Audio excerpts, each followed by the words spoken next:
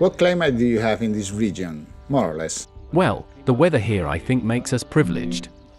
We are about 30 kilometers from the coast. So here in the afternoon, since the vines are not irrigated, we have the climate on the coast, which makes fog overnight. We saw the fog this morning. It was all over the valley. But the night fog is more dense. It's more like drizzle. In the mornings it's more like smoke, with little humidity. The night fog contains more water. It brings humidity. So since we don't have irrigation, that fog helps maintain these vines that we see here. How is the viticulture of these vineyards that are so old and hard to maintain? Everything has to be done by hand. How to get rid of weeds? How do you work with these vines? Yes, it is complicated because the vines are very low. So here, the only thing that fits at the farming level is a horse. The rest is done with a hoe. All done by hand. When harvesting you have to be crouched down, and with pruning too. Here your back will suffer a lot. When the plant grows green and produces grapes, it'll go up to here, but the grapes will stay low, I suppose. Not really, they're small. The branches when grown are shorter than you'd expect. That one there might be taller, but look, usually the branch is here. So you have to work like this? Yes, everywhere. You could lift the vines more, but you would have many branches, and you would need more water. Because you have not enough roots. Yes, and here there is not enough water. I mean, it's impossible to get water in the hills. Further downhill there is more water, but not up here. I irrigated this myself. I have some vines that are very new.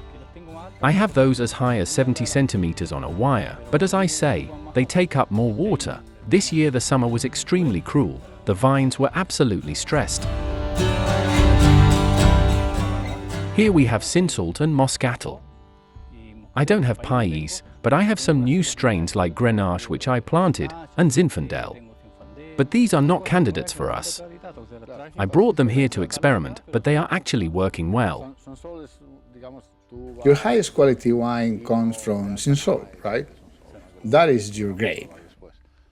Well, they always told us that Sinsalt was never meant for bottling, but we started in 2014. I think we were the first or second that started doing bottled wine here in Itata.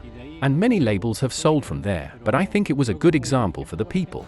Yes, Sinsalt grows very well here, right? It came a long time ago and it produces really good wines. With Sinsalt, if you want structure, you have it. If you want something lighter, it also has it. If there's one thing that you're missing with Sinsalt, it's the acidity that it doesn't have. Sinsalt is a strain that if you don't vinify it well, it will remain sweet. Well, we're in your winery, which is a garage-style winery, almost like the French. You have the vats, the concrete egg that I see there. Here off camera is the steel deposit. How do you elaborate the Sinsalt? Well, our Sinsalt that sells in bulk. It is vinified in stainless steel, because I have vats that are dual purpose. I vinify there, and then I take out the skins and add the must. And the wine that we bottle, the best wines that I make, this is vinified in high-quality plastic vats. They are like 600 liters, very small, because that allows us to make experiments. We have made wines with different processes, such as one with carbonic maceration, for example. Then, we blend the wines together. I like these vats because they are practical, because the volume is small, and when the volume is small, the temperature doesn't rise as it would in a 10,000, 15,000 liter tank. Because when the temperature rises, wow! Then you wouldn't need to cool it. Right, lowering the temperature would be difficult. The vat is easy to use for blending and everything, so I have the vats always covered. They always have to be covered so things like mosquitoes don't get in. So you have several vats, and then you make a blend depending on how they climb out to see what you like best. Yes, in fact each vat goes into a different barrel. So from there, we start tasting the wines, studying the wines, to have a study and understanding of what is made. How many barrels do you use, more or less? Around 20 barrels, more or less. So you have a variety of choices to play with. Yes, I have fruit to put in a barrel, but then you have to sell it, which is where the difficulties can begin. But this is what I love. I mean, I started here with 2 or 3 barrels.